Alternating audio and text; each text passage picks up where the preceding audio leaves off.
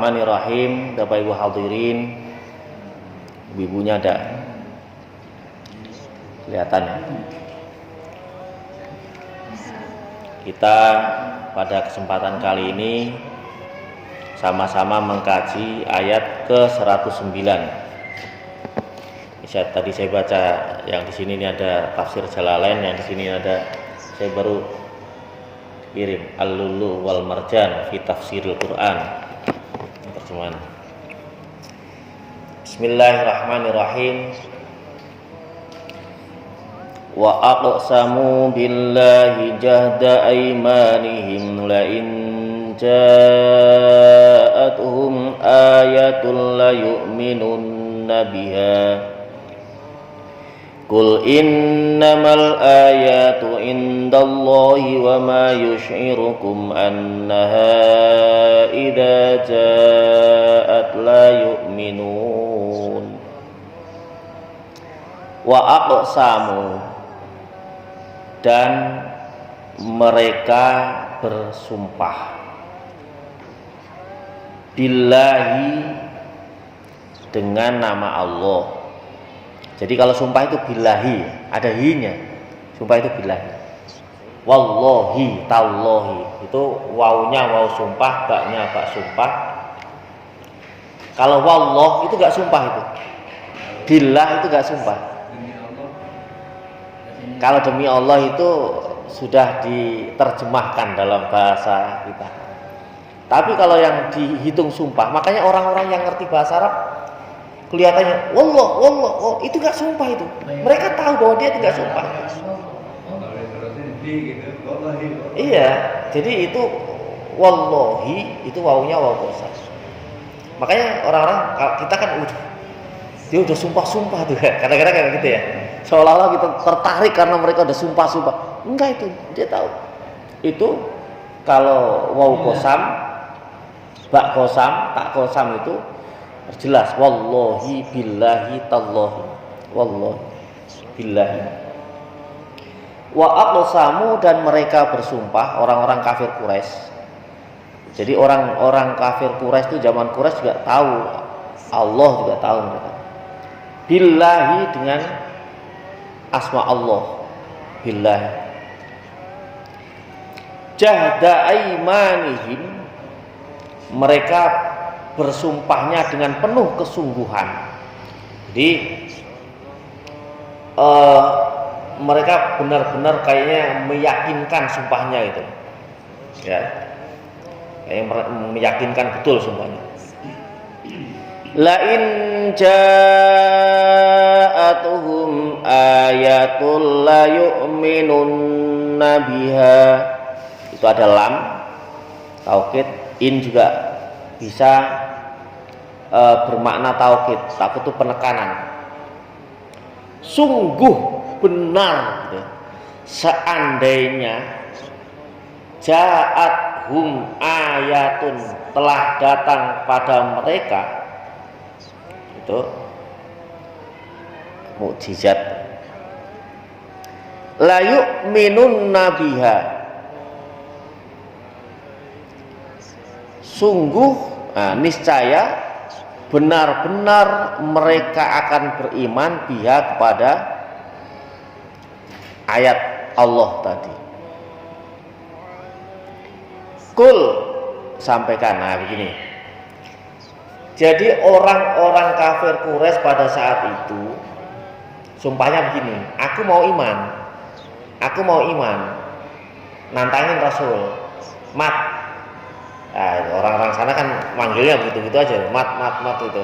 Manggilnya ya begitu karena mereka orang-orang yang enggak beriman, enggak menghormati, ya enggak merasa salah.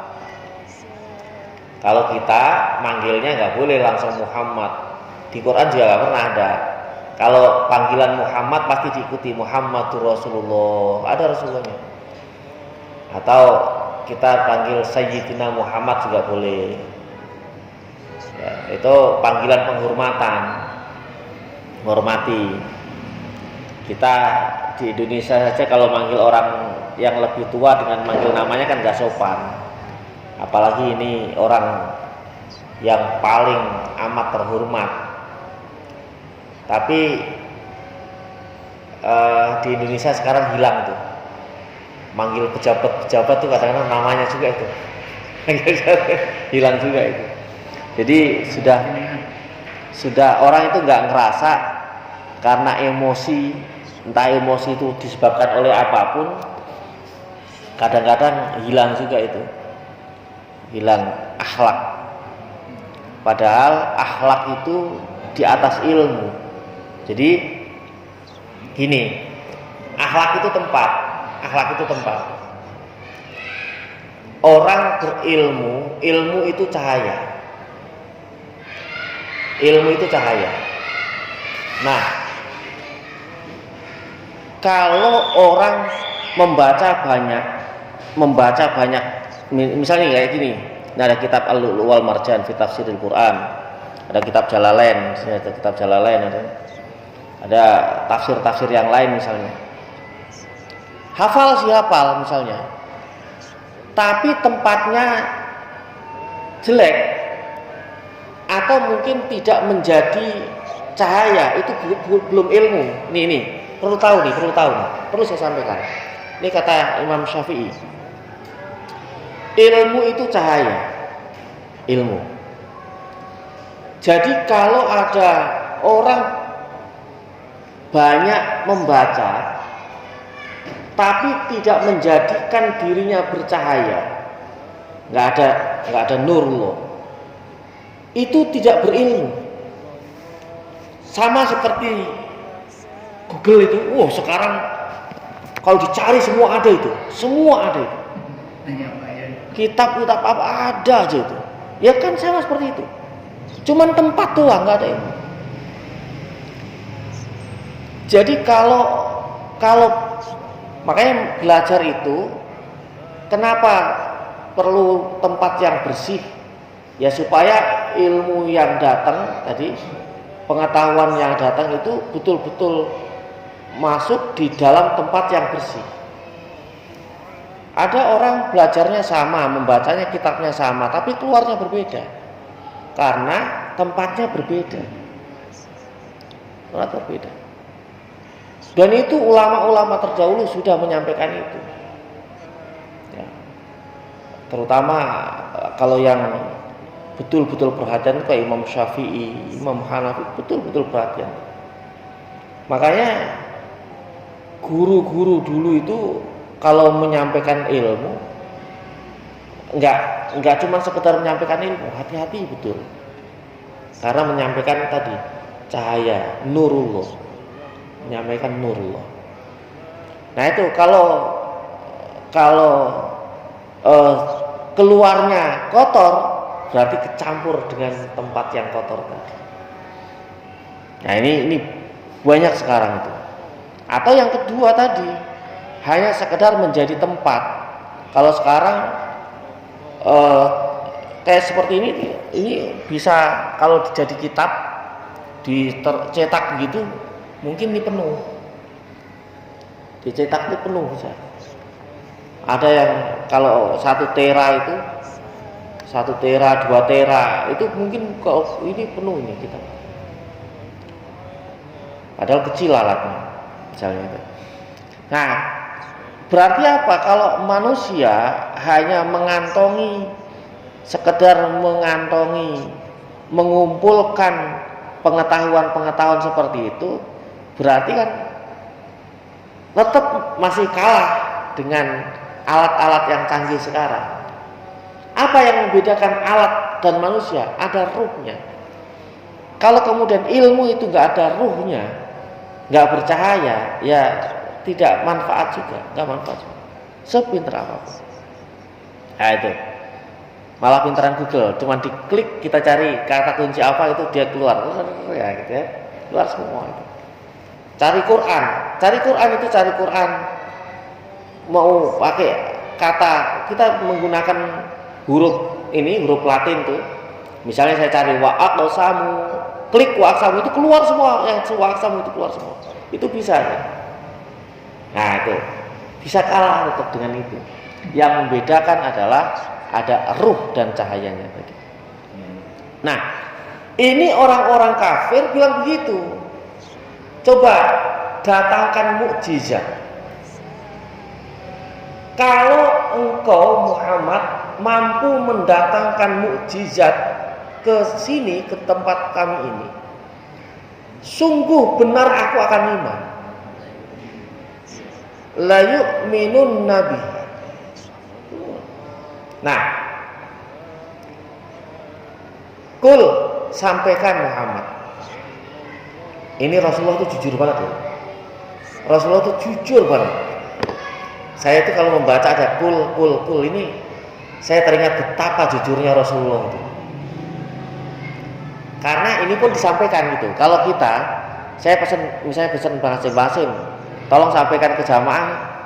Nanti malam mulai ngajinya agak lambat saya. Kan paling menyampaikan ke jamaah, bapak-bapak, ibu-ibu, malam ini hadirnya Pak Ustadznya agak terlambat, kan begitu. Nggak ada istilahnya, sampaikan, nggak ada itu.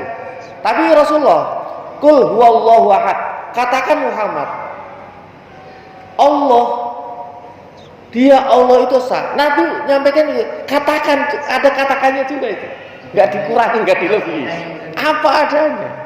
Itu kalau saya baca ini, kul innamal ayat itu, ya Allah, betapa beliau itu orang yang luar biasa jujur. Kul, sampaikan Muhammad, innamal ayatu indallah, sesungguhnya ayat-ayat tanda-tanda kebesaran Allah, mukjizat itu milik Allah. Rasul nggak punya. Jadi Rasul itu menerima mukjizat kalau Allah kasih. Kalau Allah nggak kasih, nggak ada. Makanya mukjizat dulu, misalnya Nabiullah Musa alaihissalam, mukjizatnya itu banyak yang nampak. Tongkat waktu tukang sihirnya Fir'aun, 70 tukang sihir itu, Fir'aun milih tukang sihir 70 yang paling ahli. Jadi di negara itu dicari tukang sihir yang paling ahli, dicari 70 untuk melawan Nabi Musa alaihissalam. Begitu sudah dihadapkan antara Nabi Musa dengan tukang sihir yang 70 itu, ternyata tukang sihir mengeluarkan sihirnya, apapun yang di bawah itu nampak seperti ular. Jadi kalau tukang sihir itu kan tampak seperti, bukan ular beneran, tampak seperti ular gitu. Nah, Nabi Musa sempat gemeter, sangat gemeter. Ini gimana? Ya terus, ya Allah gimana ini? Allah langsung, Musa itu tongkat itu pukulkan. Jadi Allah yang, jadi kalau nggak dari Allah nggak ada. Makanya Nabi juga tidak menyombongkan apapun, karena mukjizat itu memang hadir dari Allah. Begitu Allah perintahkan pukulkan itu, dipukulkan, jadi ular yang lebih besar makan itu semua. Ini tukang sihirnya, cara berpikirnya. Sihir itu kalau dilawan sihir, seandainya tukang sihir itu tahu, mereka itu tahu karena mereka ahli. Kalau seandainya yang ada di hadapannya, yang diberikan oleh Nabiullah Musa alaihissalam ini seandainya sihir, maka tongkat yang makan semua yang ada tali, ada kayu, ada macam-macam yang jadi ular semua, itu pasti besar. Karena begitu makan, itu kan jadi ngumpul gitu, pasti besar. Ternyata begitu jadi tongkat, sama seperti tongkat semula. Itu yang membuat tukang sihir akhirnya beriman. Tukang sihir yang tadinya diperintah oleh Fir'aun untuk melawan Nabi Musa, itu kalau Allah memberikan hidayah gampang. Justru dengan melihat sesuatu yang aneh dari ilmu yang dia pelajari, ini lebih hebat daripada saya.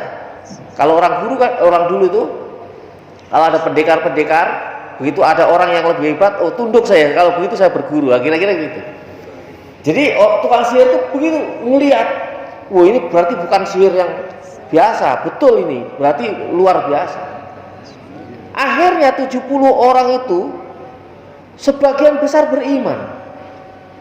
Maka karena mereka beriman sama Fir'aun, itu dihukum, dipotong, dihukum, tapi mereka sudah terlanjur beriman. Nah itu kalau Allah ngasih hidayah begitu. Makanya kadang-kadang kenapa kita tidak boleh kemudian menyampaikan dakwah itu terus selalu menentang. Bisa jadi orang yang kita tentang itu langsung dapat hidayah Allah. Kan kita sering dengar tuh pengajian, ada orang sholat lagi sujud, tapi bukan zaman Rasul, zaman sebelum Rasul tuh sujud, sholat sujud. Ini ada orang sujud zaman sebelum Rasulullah SAW.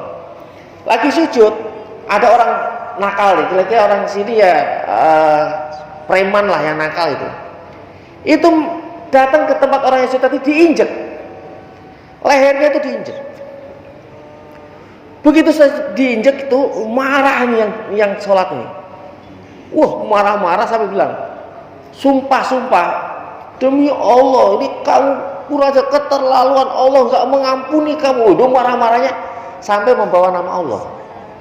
Kata Allah langsung memberikan wahyu ke nabinya pada saat itu. Nabinya sampaikan pada orang itu,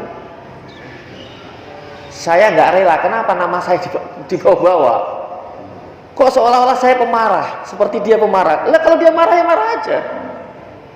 Marah aja deh. Kamu misalnya dengan kata-kata kasar apalah ya. Tapi kan marah sebagai orang, sebagai pribadi marah ya marah saja. Jangan bawa nama Allah seolah-olah Allah marah dengan begitu, belum tentu. Akhirnya kata Allah ngasih wahyu ke nabinya tadi, sampaikan ke orang itu, saya maafkan orang yang injek dan saya nggak rela apa yang disampaikan itu. Ngapain nama-nama saya tadi? Itu Allah. Allah Maha Rahman, Allah Maha Pengasih. Itu. Jadi belum tentu orang yang dijelek-jelekin itu kemudian jelek di hadapan Allah, belum tentu. Ini. Jadi semua itu hak Allah. Dan ini kul innamal ayatu indallah. Sungguhnya mukjizat itu Allah yang punya. Mukjizat itu Allah yang punya. Mukjizat apa saja? Termasuk ini Quran ini mukjizat Allah yang punya. Rasul pernah satu ketika ditanya sama umat, ditanya suatu masalah. Biasanya itu kalau Rasul ditanya, malaikat Jibril langsung turun ngasih jawaban. Rasul percaya aja, wah ini nanti malaikat Jibril. Yaudah besok lah saya jawab. Rasulullah pikir besok malaikat Jibril turun dengan itu. Justru enggak.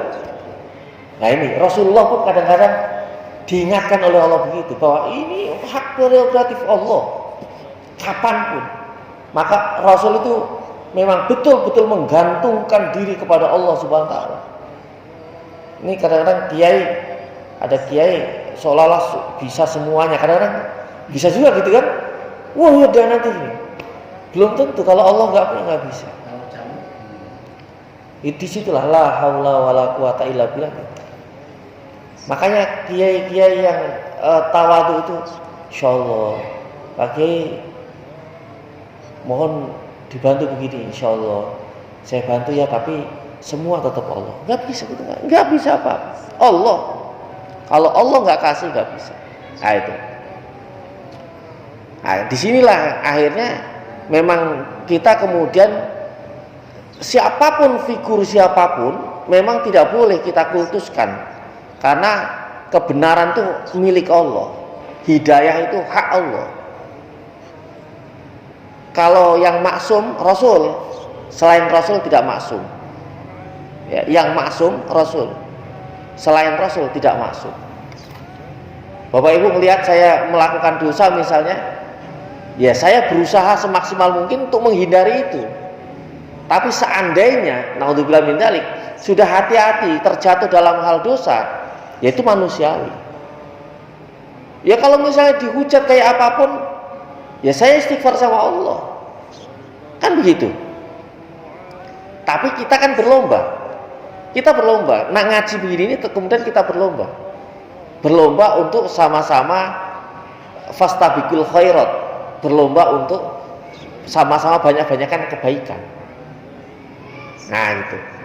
Jadi belum tentu misalnya kiai, orang yang kita anggap hebat terus semuanya benar, belum tentu gitu juga.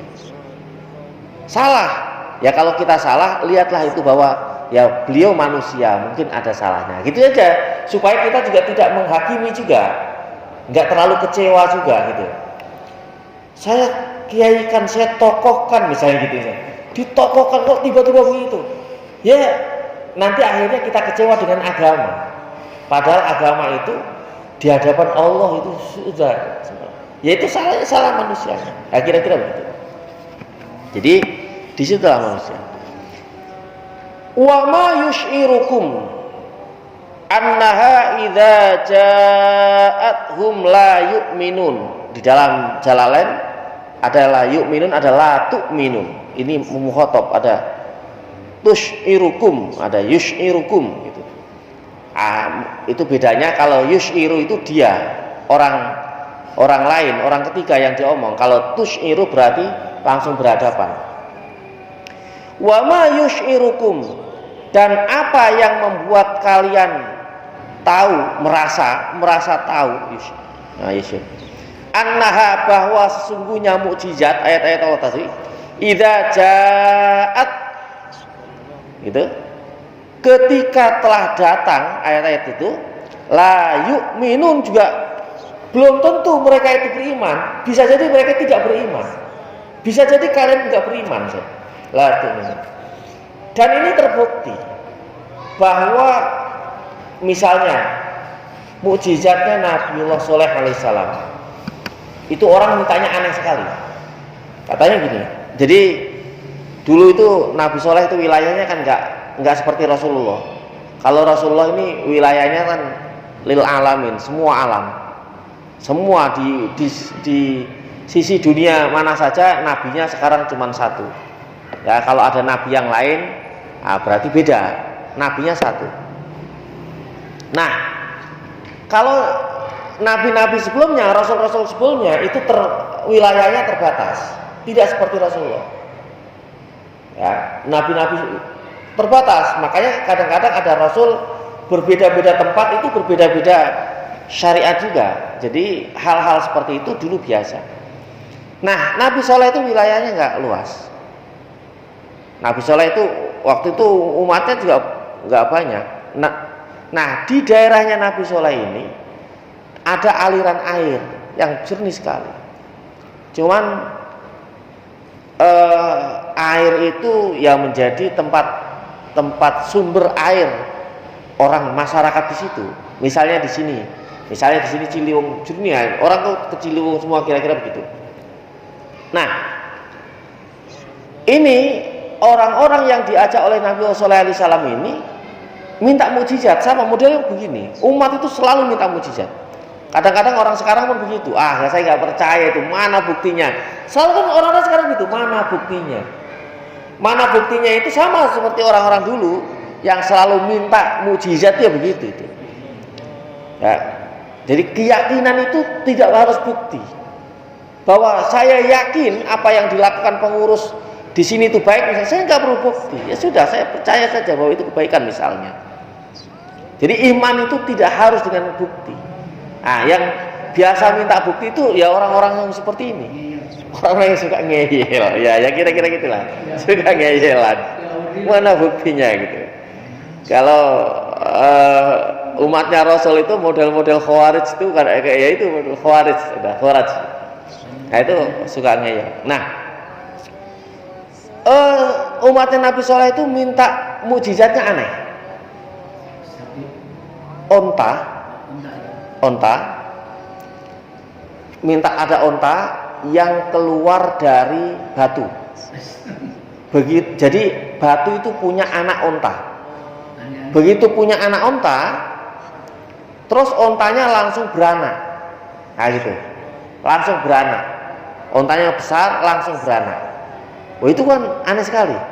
Jadi ada onta keluar dari batu, langsung besar, langsung beranak. Saat itu juga. Ini kan aneh itu. Ya itu namanya mukjizat. Nabi Shalih mikir, gimana permintaan aneh, sangat aneh begini. Ya, Rasul itu kan akhirnya melapor ke Allah. Ya Allah begini. Ya sudah. Tapi ada syaratnya. Nah, selalu begitu. Makanya kita itu harus bersyukur karena mukjizat Rasul itu Quran nggak ada syarat-syaratan. Dulu selalu ada syaratnya, dan ketika syarat itu dilanggar, pada saat itu azab turun. Nah sekarang kan nggak ada syarat-syarat gitu, sehingga azab nggak langsung turun. Nah ada syaratnya. Syaratnya apa? Nabi Soleh menyampaikan syarat dari Allah. Syaratnya itu kali itu sehari boleh kalian ambil untuk kebutuhan seperti biasanya. Tapi sehari tidak boleh, karena khusus onta ini yang makan. Terus kami minumnya apa? Susu onta. Itu yang lebih bagus. Lebih vitamin, maksudnya Allah itu selalu begitu. Perintah Allah itu selalu baik. Jadi yang biasa itu air, boleh hari ini diambil berapapun boleh. Besok ngambilnya susu itu, kan lebih bagus, lebih bergizi. Nah, dasar orang yang kafir tadi begitu. Oh iya, kami sepakat. Begitu sepakat, lama-lama, nah rasa setan itu begitu. Rasa ini kok kenapa harus seharian cuman onta? Padahal kan onta nggak minum seharian. Kenapa kita harus menunggu? Kan bisa saja kita ambil itu di saat-saat itu. Nah itu kan pokoknya dengan pikiran-pikiran memberontak lah, mencari celah gimana gitu. Ini onta, jadi kalau onta di situ kemudian kita nggak boleh begitu, ya sudah kita bunuh ontanya. Akhirnya mereka bersepakat. 7 pemuda pada saat itu, di antaranya Kudar namanya, sepakat itu membunuh onta itu, disembelih, disate. Anaknya onta itu lari. Nah ini anak onta ini nanti yang keluar menjelang kiamat, dabah keluar tuh, dabah itu. Ini anak ontanya Nabi Soleh itu nanti keluar. Sekarang hilang. Itu nanti salah satu tanda kiamat besar mau datang, itu dabah itu onta, anak ontanya Nabi Soleh itu keluar. Nah onta ini disate, dibuat makan, berfoya-foya mereka itu, berbahagia, bergembira.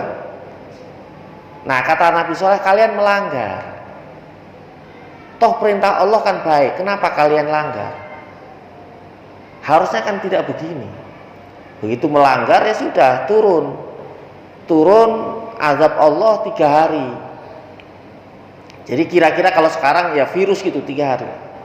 Hari pertama berubah warnanya, ya. Hari kedua berubah lagi, hari ketiga udah berubah hitam, langsung pada semua yang makan itu. Baik, sudah Isa, mudah-mudahan ada manfaatnya. Allah manfaatna alam tanah.